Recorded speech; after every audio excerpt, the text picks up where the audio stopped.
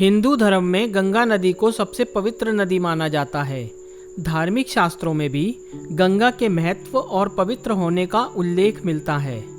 ऐसी मान्यता है कि गंगा में स्नान करने से मनुष्य के सारे पापों का नाश हो जाता है।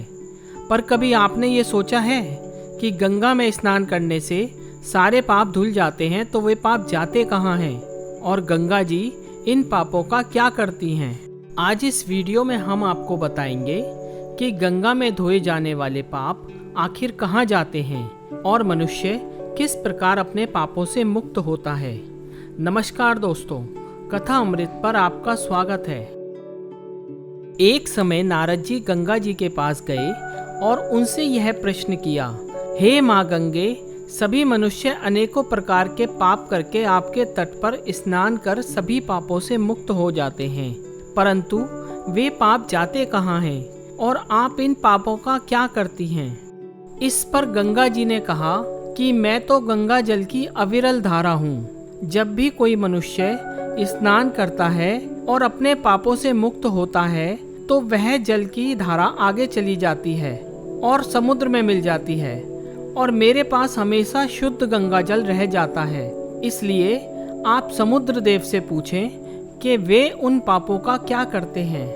नारद जी समुद्र देव के पास जाकर वही प्रश्न पूछते हैं कि आप इन पापों का क्या करते हैं। समुद्र देव कहते हैं कि मेरा पानी तो भाप बनकर बादलों में चला जाता है और ये पाप भी उसी के साथ बादलों में चले जाते हैं। अतः आप बादलों से पूछो कि वे पापों का क्या करते हैं। नारद जी वही प्रश्न बादल से दोहराते हैं।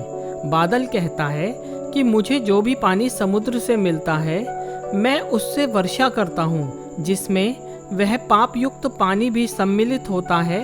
इसी वर्षा से अन्न उत्पन्न होता है। अतः आप माँ अन्नपूर्णा से पूछिए।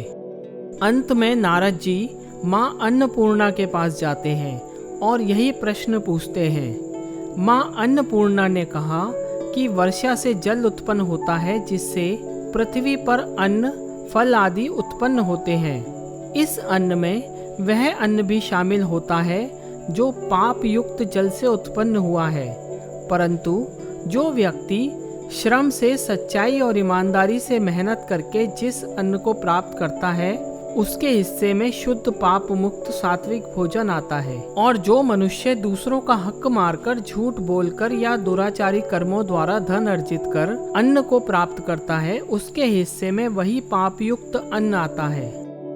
इस प्रकार गंगा जी में स्नान कर मनुष्य सोचता है कि उसके सारे पाप धुल गए, परंतु यदि वह अपने कर्मों को नहीं सुधारता और वापस दुराचार के रास्ते पर चलता है तो उसके पुराने पाप भी उसे दोबारा घेर लेते हैं और वह कभी पाप मुक्त नहीं हो पाता। अतः मनुष्य को सदा सच्चाई, ईमानदारी और श्रम द्वारा जीवन यापन करना चाहिए। दोस्तों, आशा करते हैं आपको ये वीडियो पसंद आई होगी।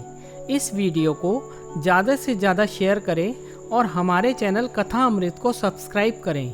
धन्यवाद।